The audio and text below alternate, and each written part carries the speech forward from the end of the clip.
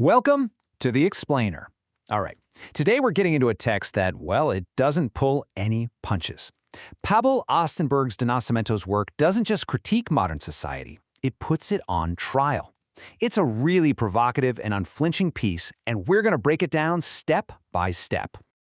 Right from the get-go, the author's entire argument is just laid bare in the title, Republic, a Fraud, and Countries of Functional Illiterates. I mean, that's designed to be a shocking statement.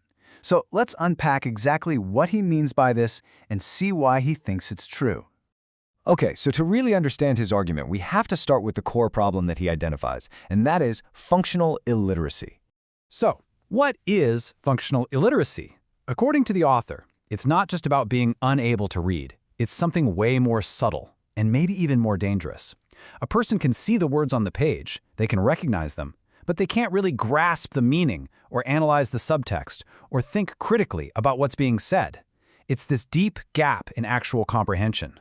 And this is where his argument takes a really sharp political turn.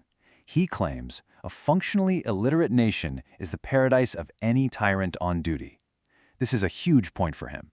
He's drawing a straight line from a population's lack of critical thinking to their political vulnerability. He's basically saying that if people can't question what they're being told, they are incredibly easy to manipulate and control. So how does this idea of widespread functional illiteracy lead him to the explosive conclusion that the Republic itself is a fraud? Let's follow his logic here. Now, this is where he makes a really fascinating and kind of counterintuitive comparison. He argues that in some ways, a monarchy is actually more honest. Why? Well, because in a monarchy, the power is obvious, it's visible. Accountability is crystal clear. It all lands on the monarch. And even the sycophancy, the bowing and scraping, is all out in the open. But in the republic that he's describing, he says the power is hidden, it's diffuse, nobody's really accountable, and that sycophancy is still there, it's just disguised and way more deceptive. He argues that this whole system, and he uses the damning phrase Republican asylum, is built on a culture of sycophancy, of ingrained subservience, and of just plain cowardice.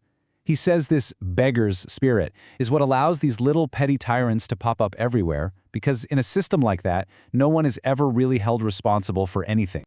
And right here, he just highlights this massive gap between the ideal and the reality. He points to Article 1 of the Brazilian Constitution, which says, all power emanates from the people. For him, that's not how it actually works. It's just a beautiful, empty sentence that has absolutely nothing to do with the subservient reality he sees all around him. Okay, so to really drive his point home, the author then uses this incredibly powerful and, frankly, pretty shocking metaphor to show the consequences of this whole situation.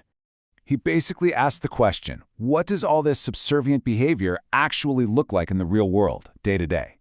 And his answer is this really provocative comparison that's meant to make you sit up and pay attention.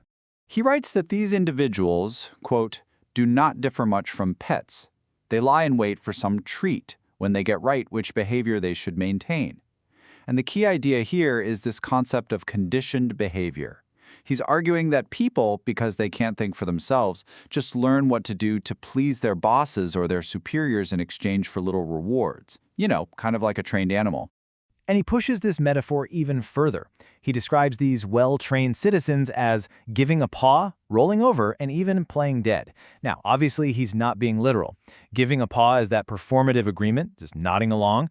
Playing dead is pretending you don't see what's wrong just to stay out of trouble. It's this scathing critique of conformity and cowardice.